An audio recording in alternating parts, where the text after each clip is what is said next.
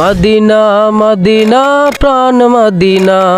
ওস্তাদ আমি কিন্তু নবীরে অনেক ভালোবাসি। ওই মিয়া, তোমরা কি জানো নবীর নাম শুনলে ধ্বংস হইতে হইব? তুই একটা হুজুর মানুষ হয়ে এই কথা কিভাবে বললি? ওহাবির বাচ্চা ওহাবি, তোরে আমি অনেক ভালো জানতাম।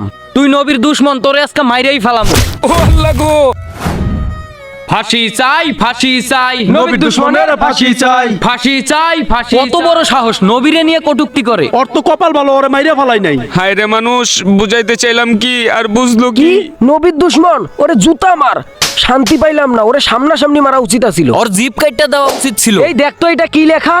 নবীর দুশমনের ফাঁসি চাই। কি নবীর দুশ্মন? ওর গালে জুতা মার, জুতা মার। এত বড় সাহস এরা কোথা থেকে যে পায় আমি তো কিছুই বুঝি না। নবীর দুশ্মনের কোনো মাপ নাই, ওর শাস্তি পাইতেই হবে।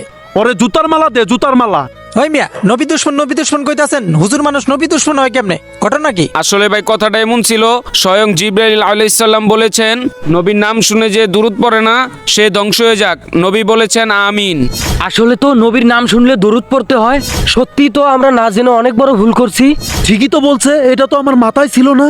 হুজুর আমরা না জানি না ভুল করছি। আপনি আমাকে মাফ করে দিয়েন। আরে অসুবিধা নাই, মানুষ মাত্রই ভুল। আমি তো নবীর দুশমন না, আমি তোমাদের বুঝাইতে চাইছি একটা, তোমরা বুঝছো আরেকটা। আর এই যে এখন বুঝতে পারছো, এতেই আলহামদুলিল্লাহ। তাইলে চলেন হুজুর।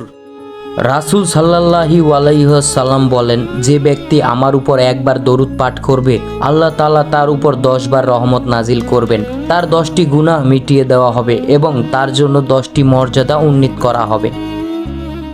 আসসালামু আলাইকুম রহমতুল্লাহ। প্রিয় বন্ধুরা, আমার জীবনের প্রথম একটা গান গাইছি, ইসলামিক গজল জান মাদিনা। সকলেই যান আব্দুল শাকুর 04 ইউটিউব চ্যানেলে জান মাদিনাটা পাবেন, সকলেই গিয়ে দেখবেন, আশা করি ভালো লাগবে।